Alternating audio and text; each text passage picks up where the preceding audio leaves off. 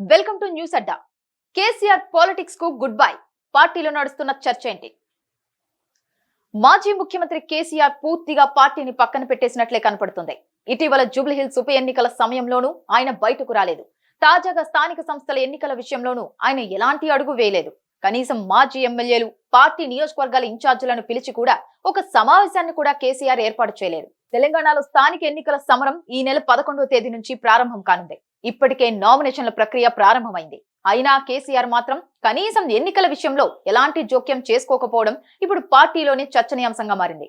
ఇంకా కేసీఆర్ ఓటమి నుంచి తేరుకోలేకపోతున్నారా అన్న అనుమానం కూడా కలుగుతుంది. ఇప్పటికే తెలంగాణలో ఎన్నికలు జరిగి దాదాపు 2 ఏళ్లు కావస్తుంది. ప్రస్తుతం బీఆర్ఎస్ పార్టీ దీక్షా దివాస్ ను కూడా నిర్వహిస్తుంది. గ్రామ స్థాయిలో సమరం ప్రారంభమైన నేపథ్యంలో గులాబీ బాస్ మౌనం దేనికి సంకేతం అన్నది అర్థం కాకుండా ఉంది. పంచాయతీ ఎన్నికలు అంటే పార్టీ రహితంగా జరిగేవే కావచ్చు.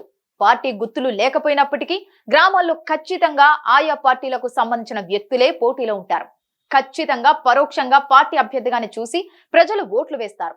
పంచాయతీ ఎన్నికలకు ఆయన ప్రచారం చేయకపోవచ్చు.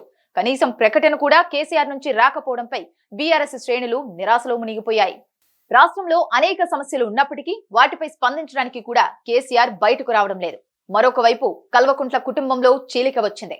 ఆయన కుమార్తె తెలంగాణ జాగృతి తరపున రాష్ట్రంలో పాదయాత్ర చేపట్టారు. మరొక వైపు బీఆర్ఎస్ వర్కింగ్ ప్రెసిడెంట్ గా కేటీఆర్ తిరుగుతున్నారు. మరొక వైపు మేనలుడు మాజీ మంత్రి హరీష్ రావు కూడా ప్రభుత్వంపై విమర్శలు చేస్తున్నారు. కానీ గులాబీ బాస్ గా కేసీఆర్ కనీసం ఫామ్ హౌస్ నుంచి బయటకు రాకపోవడం, నియోజకవర్గాల్లో నేతలకు దిశానిర్దేశం చేయడానికి ఉత్సాహం చూపకపోవడంపై పార్టీలో చర్చ జరుగుతుంది. ఆయన మరికొంతకాలం బయటకు రారని పార్టీ ముఖ్య నేతలు చెబుతున్నప్పటికీ కీలక సమయాల్లో రాకపోతే ఎలా అన్న ప్రశ్న క్యాడర్ నుంచి వస్తుంది. మరి కేసీఆర్ ఇప్పటికైనా స్పందిస్తారా లేదా అన్నది చూడాలి.